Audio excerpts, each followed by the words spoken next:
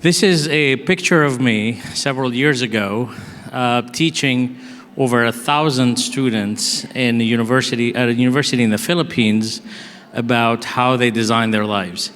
It was one of the most exciting adventures that I've ever had in my career. I got paid to do that project through a contract with USAID. I would do it again and pay for it. This was the time when I started to rethink the whole concept of what we are supposed to do versus what we really, really want to do. This whole experience made me think of the plans that we grew up thinking about for ourselves, the questions that we always get to the dinner table at Thanksgiving, when we meet with friends and family, at holidays, at parties. What do you do? And what's your plan? What's your next move? So this is why this experiment got me to start with these questions that I'm about to share with you in the next slide. Each of you here have a plan that you're working on currently. And I'd like you to just take a moment to ask yourselves, what would happen if you just stick with that plan and you change nothing?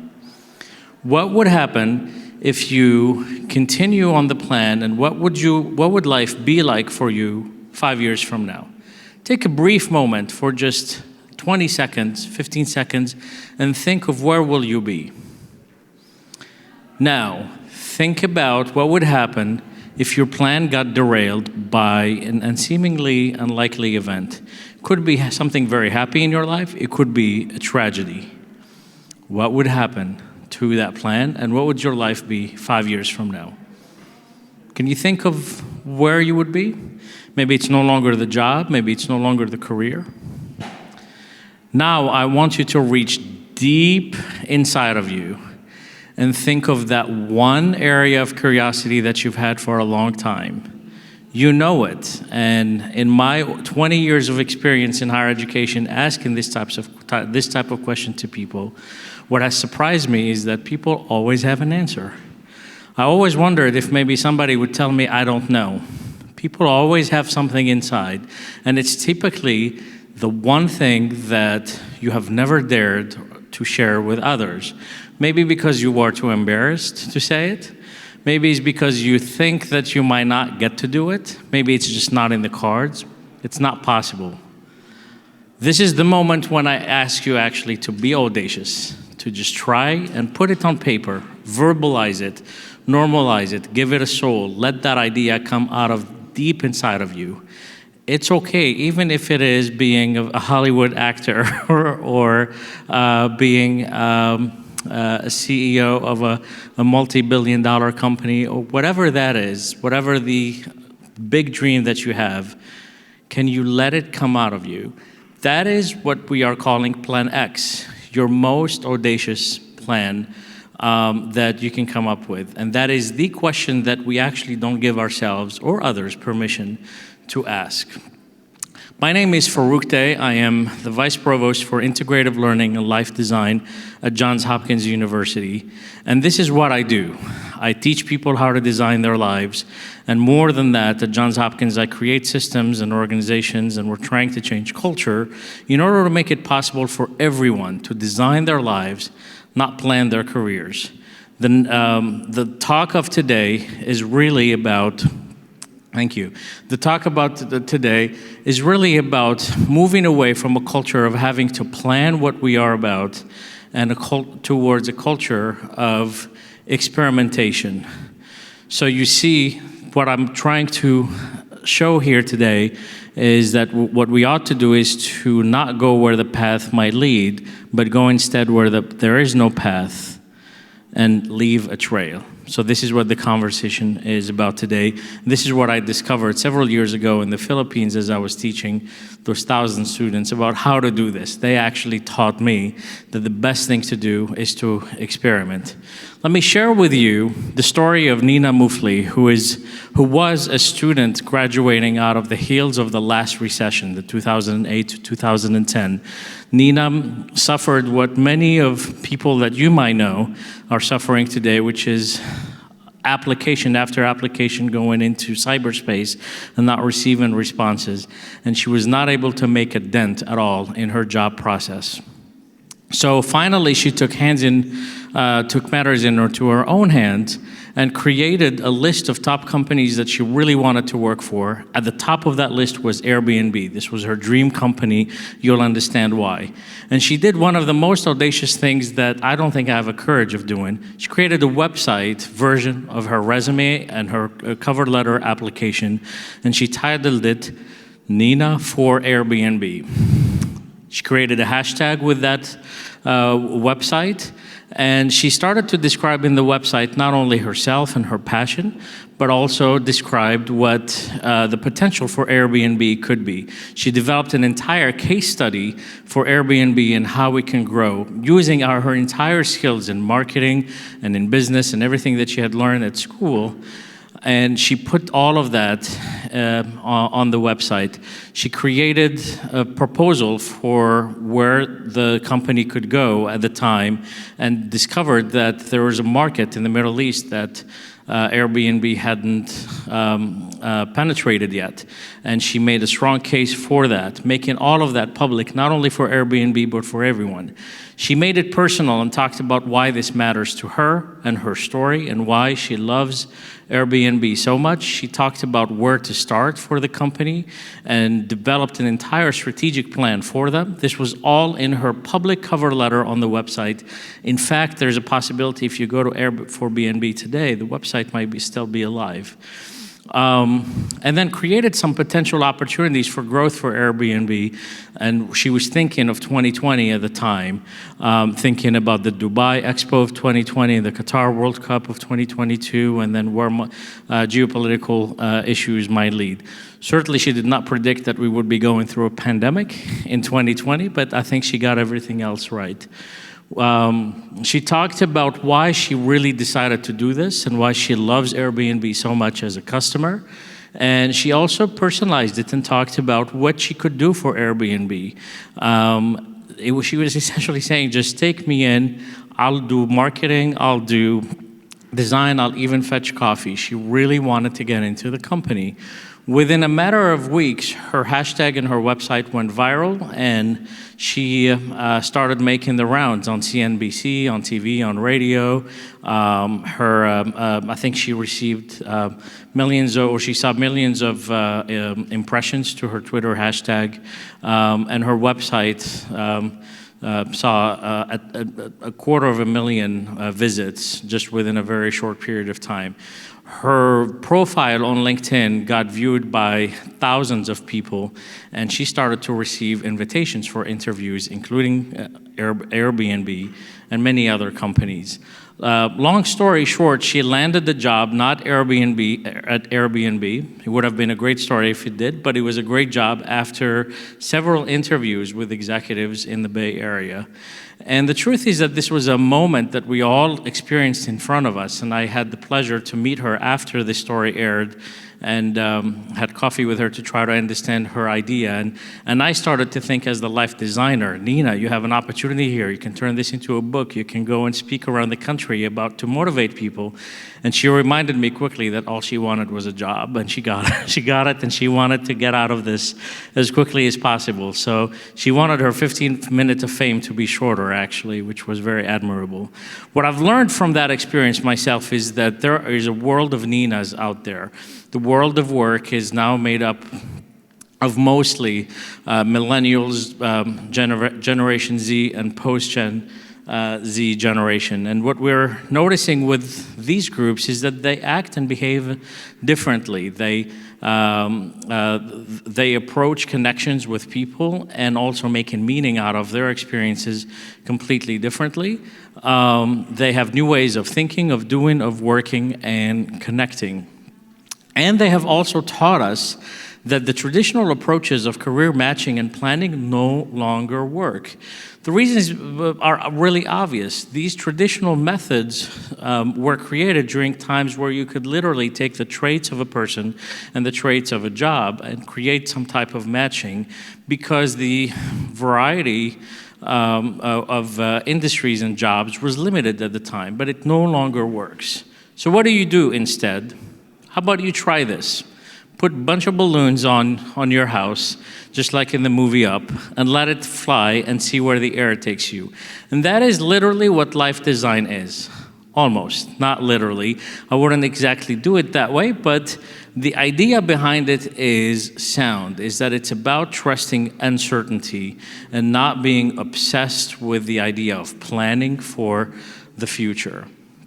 What the movie has taught me myself, the movie Up, for those of you who have not seen it, is an elderly man who lost his wife and then decided to go on a journey around the world, so he put a bunch of balloons in his house, and the rest was an awesome movie. What I learned from that movie is that the concept of career planning and life planning is out. It no longer works, and actually, in fact, it is restrictive. Instead, try things like this. Take the planning out of the process, take goals out of process, and instead put curiosity and inspiration. What would happen if you stop asking people, what do you want to do with your life? If you have children in high school or in college, try this on them. Don't ask them, what should you do with your life? Instead, ask them, what have you been curious about lately? They will give you an answer. But ask them, what should you do? What do you want to do with your life? And watch them twist themselves into a pretzel to try to find an answer. I don't know, maybe. I see this with my own children. Try this with your students if you are in education. Try this with your employees who you want to promote up. Try this with yourself. When you ask yourself, what do I want to do with my life, a level of anxiety comes that you should really pay attention to, and then compare it to, what have I been curious about?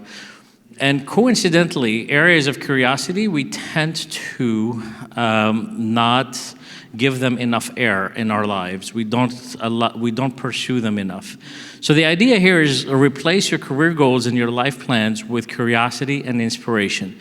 Get curious, pursue that curiosity, be inspired, and then follow it with an audacious move. Take some risks. So in the last several years, I actually engaged in some research to try to find or identify what the traits are or characteristics are of people who seem to have achieved success, however they define it. Could be financial, it could be with your career, could be your life, something that allows them to be fulfilled and to live meaningful lives. And what I have found is that there are three traits that tend to keep coming up in their profiles. First is that they have a high curiosity profile. Second is a high risk taker profile. And third is that they have a strong social capital. Now, when we take a step back and think about these three traits or three profiles, we immediately think of entrepreneurs, don't we? It's people who do startups. And we think, if you are an educator like me and you have a new class of students who join your university or your school, naturally you will have groups of students who already have this innately, or this was nurtured for them since a young age. But for the vast majority, we can't say, well, they're not high-risk takers, so we're not going to keep them away from that. In fact, I think your responsibility, if you're trying to reshape or redesign your life, and your responsibility as an educator or as a mentor or a parent for others, is to help them develop that profile, because that tends to be the path to success and to fulfillment. This is what we have found, is that it always comes back to these three. Are you naturally, or are you a person who works at being curious, meaning that you really gotta hit that right vibration, you gotta pay attention to the things that you're really curious about. Curiosity can come from a book that you read, from a show that you watch, from a conversations you had, from a class that you had, from just watching a mentor or watching other people's, whatever that curiosity is, and then actually allow yourself to experiment with it, to try it out. And then once it turned into an inspiration, you're highly inspired. And inspiration doesn't just come from curiosity, you have to engage in community and activities and experiments. And then once you are highly inspired, that's the moment where you have to jump into action and you take lots of risks. But social capital is very important, and some have it innately or naturally just by way of how they were born, and others, they have to develop it, or we as supervisors and educators and people have to work harder at making that access to social capital more equitable. So that is the idea here, is to stop planning and instead to start designing. If we approached our lives the same way we approach the products that we create and we design at work, we would actually lead different types of lives. What if instead of asking yourself, what do you want to be, and create that goal and create a direct line towards it and know exactly what steps you take, instead you start your journey by admitting and accepting that you don't know what you will be. I have no idea where I will be in 5 years, and I am okay with that. If you practice that answer, and in fact, if you have your children, for those of you who have kids, have them practice this answer so before Thanksgiving, because that's when they get asked that question the most of the time. At the Thanksgiving table, when they're asked by auntie or uncle, what are you going to do with your degree? If they are ready with that answer, I have no idea, and I'm okay with that, but let me tell you what I'm curious about. Let me tell you what has inspired me. This will be transformative for them, I promise. You start with a process of empathy, of deeply connecting with our area of curiosity. You define the problems that you are passionate about or that you want to solve, and then you create some ideas for them. And all of this happens by engaging in immersive experiences and in connections and in communities. Once that happens, you will be inspired. Inspiration comes at the ideation stage, at the third stage. You get curious by empathizing, you define, and then you ideate. You come up with as many ideas as possible for you, and then one idea is going to inspire you more than others. And when you are inspired, this is the time to turn that into a prototype. Experiment, create a prototype out of that. It could be a product, it could be do an internship, it could be start a company, it could be join a company, whatever it is. Write a book, write that piece of music, whatever it is, but just turn that idea, get it out of your head, put it on paper, and then start turning it into an experiment. That seems to be the route that takes people to success. After that prototype, you test it out and you keep refining it until you get to where you need to be.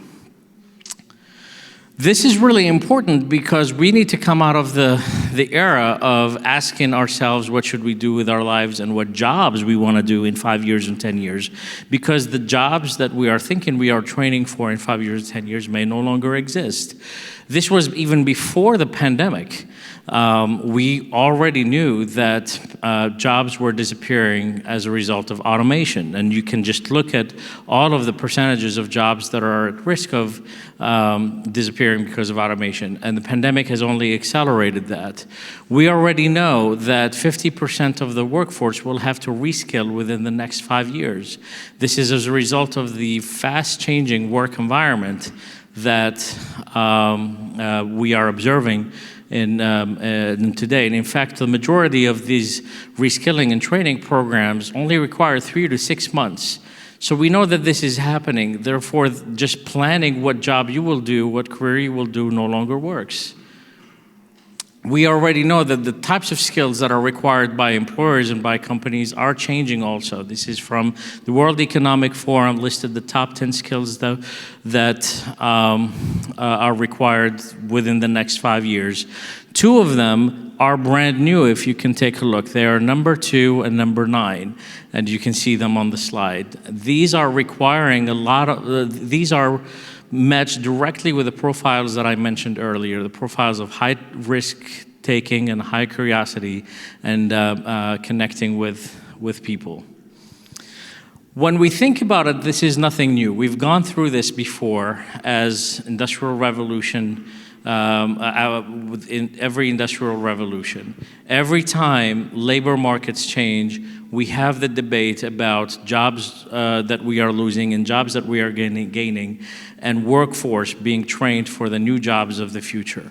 And the truth is that we know that we every single time gain more jobs than what we lose.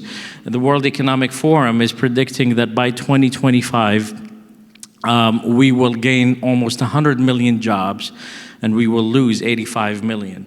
So we know that there will be lots of careers and career paths that do not exist today. So planning for them doesn't make sense. Instead, constructing them and designing our lives is really what works. What we've also learned is that crisis can be an amazing opportunity for people to experiment and to try and to be okay with failure. It is the ultimate incubator for being audacious.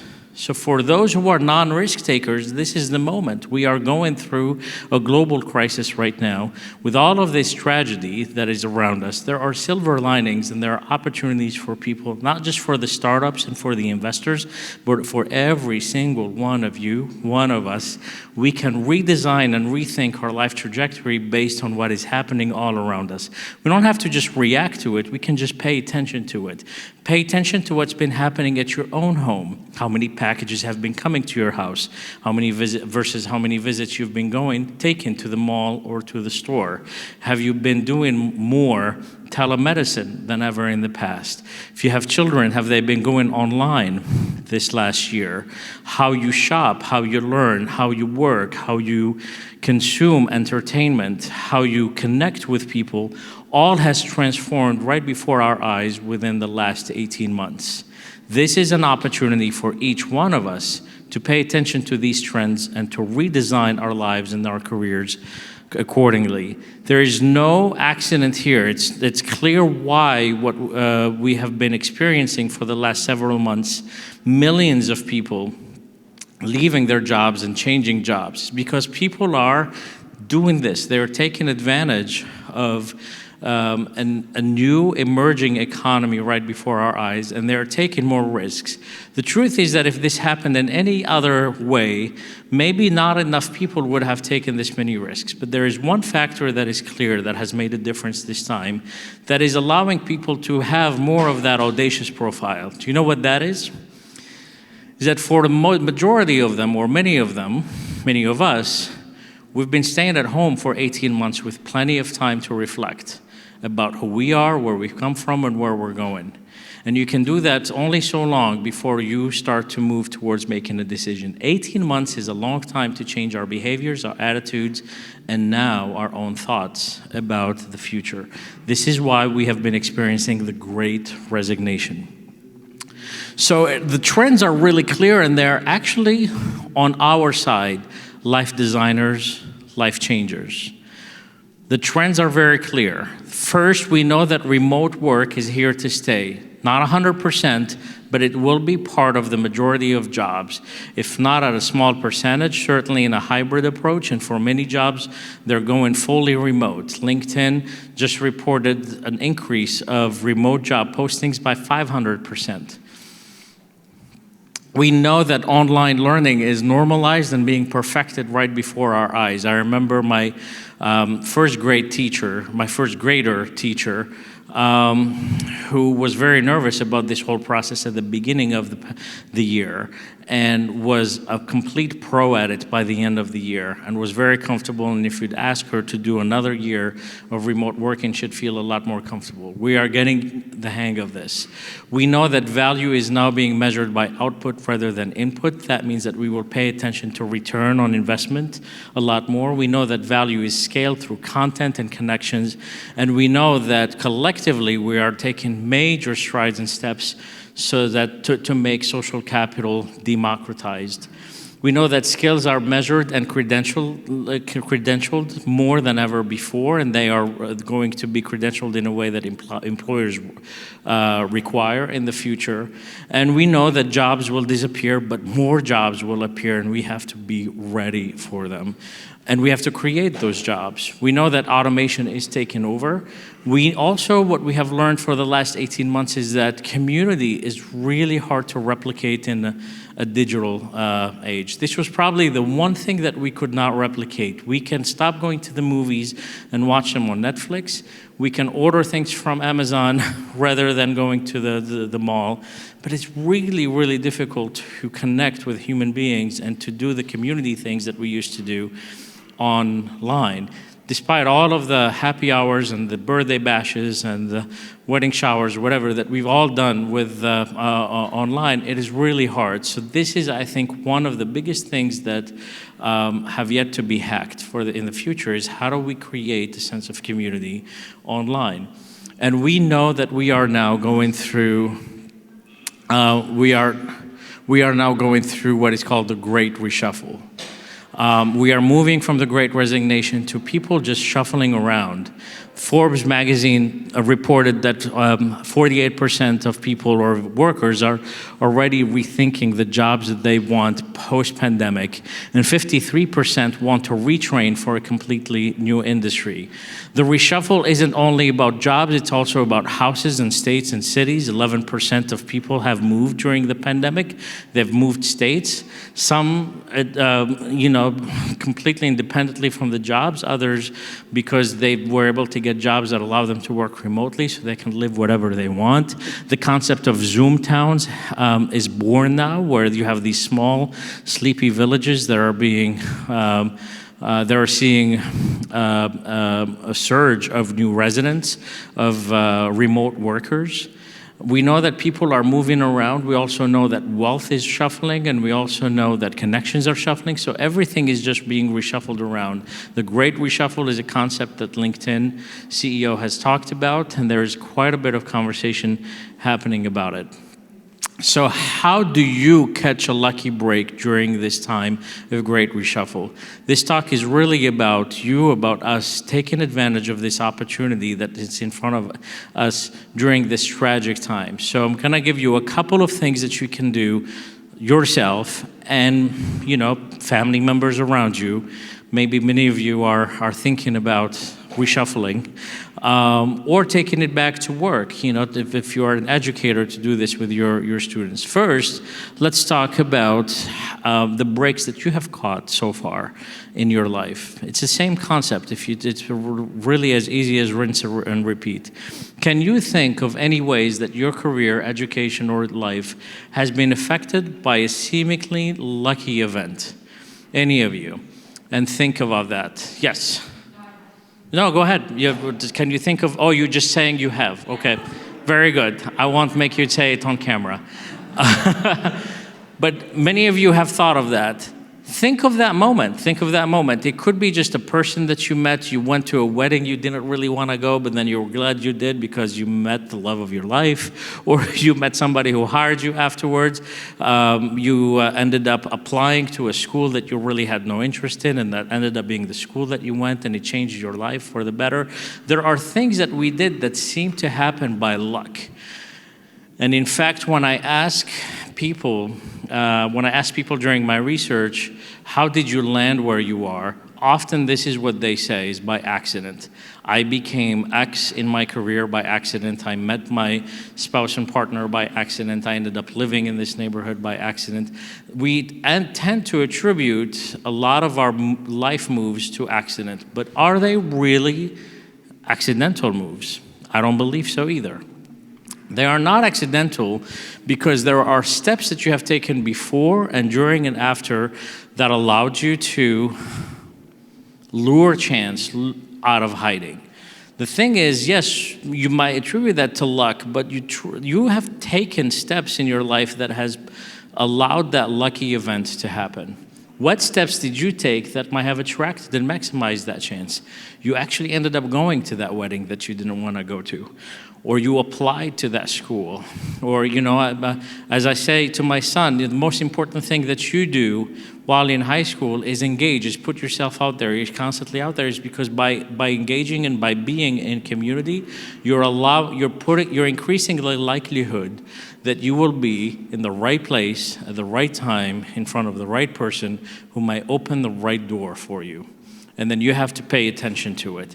So this is the idea, is you lure chance out of hiding by taking steps before and after that attract and maximize that event.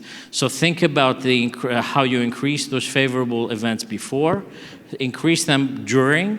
So these lucky events are like trains of opportunities. Growing up, what I heard often is when there's a train that passes by, get on it, even if you don't know for sure where it's going to take you. You know that it's going to take you somewhere.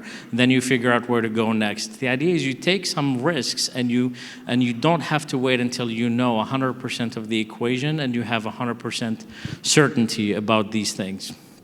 And then what happens after is that you maximize the outcomes of that chance by taking action.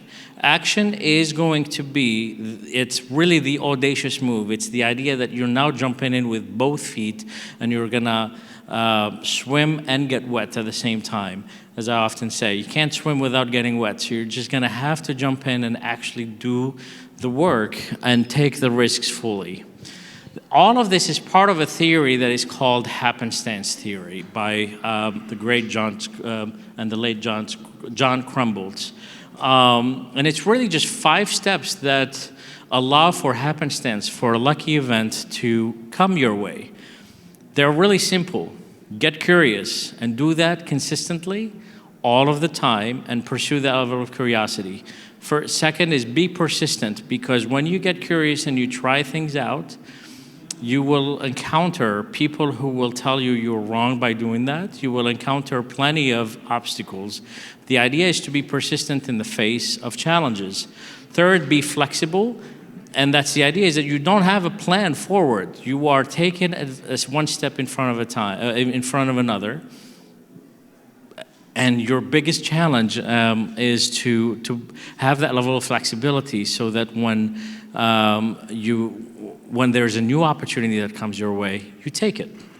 4 is being optimistic, that you believe deep inside of you that this will take me somewhere. I don't need to know for sure where I will be, but I know that it'll get me there. And then 5 is to take risks. And the more risks you take, the more likely you will be in the right place at the right time in front of the right person who will open the right door. All of this is really a process of developing a life vision for yourself that is not a life plan. It's a life vision that is based on curiosity that you are pursuing all the time, that you turn into inspiration by fully engaging in community and experiences, and by making an audacious move at the right moment in the right place. So what I've developed here is really a plan. Since people are obsessed with plans, I had to call it a plan. It's an audacious move plan. And it's really 4 steps. First is you get curious. Identify the area that you're deeply curious about, that you have not allowed yourself to verbalize to others. Normalize it, put it out there. And it's okay to just say it. And then use that curiosity to engage in community in that. So if you're highly curious about, I don't know, acting, then find a community of actors or actor wannabes and teachers and start to engage with that community. And then move to get inspired. So the more you engage in that community, the more you will allow yourself to be inspired. And at the moment of inspiration, you make an audacious move. The reason I say at the moment is because we get inspired all of the time, but we allow life interruptions to get our minds going in a different direction. What's been fascinating about the pandemic is that we have experienced less interruptions. This is why you're starting to see more people make audacious moves now. We see more people take risks because they have not had as many interruptions that they've had before. So they've had a lot of time to think and then finally do it. We have to train our minds to go from inspiration to audacious move fairly quickly and then talk to people. And that's really the plan, is get curious, get inspired, try stuff, and take some risks, and then talk to people. Surround yourself with a social capital and with a network that will support you with all of this. One of my favorite books, probably yours too, is by Adam Grant, Originals. And I have a favorite quote there about the process of creative destruction. Originality is a process of creative destruction. It requires us to demolish the old ways of thinking and the old ways of doing things, even if it means it rocks the boat. And that's what keeps us from making audacious moves, is that we are afraid of disruption and we're afraid of rocking the boat. So when we're no longer afraid of that, we allow ourselves and allow others who we advise to make audacious moves. This is my talk to you today. My favorite quote by Joseph Campbell: if the path before you is clear, you're probably on someone else's. So go on and blaze your own trails moving forward, design your lives, don't plan your careers, and make audacious moves. Thank you very much for being here today. I do have a couple of minutes to take questions. Yes. Address some of these concepts of unemployed, disaffected youth, never finished college, maybe never went to college, barely got out of high school, no resources, no family backup plan. Can they design their life, or are they stuck? I mean, not just no luck, but bad luck. Yeah. They are precisely, so I'll repeat, the question is about the disadvantaged, the members of disadvantaged communities and underrepresented communities who might not have the resources, the social capital, the support to design their lives. And I would say that they are precisely who life design should be for, because life design really came in because the traditional path that we've had is that we tell everybody plan your career, but the top 1%, the ones who have all of that social network, etc., they have the ability to take risks because they have great safety nets. They already have the social capital. They've been trained from a young age to pursue curiosity, to take advantage of extracurricular activities, etc. But we never called it life design. But for everybody else, we just put them through the factory, if you will, or through the machine. So life design is precisely right for these people, but there is a mandate here on us, educators and people in communities and people who have resources, to make social capital more accessible and to teach some of these skills on how to design lives and to make it possible for them to be curious and to experiment. It is hard for a member of an underrepresented community to prototype and to take some risks when their livelihood depends on it, when they have to earn money for their family. So the social structures have to change. There's no question about it. But what I'd say is that the whole concept is precisely for those people. And in fact, my work at Johns Hopkins is all about that. Is the reason I joined Johns Hopkins to build this organization called Integrative Learning and Life Design is to make access to life design accessible to all graduates and students, regardless of their background or social capital. So we're building it specifically for them. I think more universities and schools have to do that, and more structures and communities have to do it. Good question. We have time for one more question. Or reflection or comment. Does this resonate for you? Do you see your life story in it? Yes. I feel here about the reshuffle, the resignation, the life design in the context of one person, and Yeah. I am very curious who is working on or what you thinking about it in the context of your family, because none of us are existing in a vacuum. And Yeah.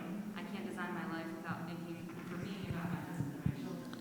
Yeah. I just feel like so much advice is geared toward One individual, but what is the context? Fair question. So in 25 seconds that I have left, what I will say is that it can be very scary. So this needs to be a family journey. It would be really scary for a spouse or for children to say, honey, we're moving to another state because I'm making an audacious move and I'm quitting my job. So these conversations have to happen, and I don't want that to be on my neck. So we have to have these types of conversations. A few years ago, I made my audacious move and left a great job I had at Stanford to move across country to Johns Hopkins University to completely build this new structure, and I had no idea what I was getting into, but that was my audacious move, but it was certainly a challenging one for the family to take on. So you are absolutely right, it needs to be part of the conversation. Thank you all so much. Go on and make audacious moves.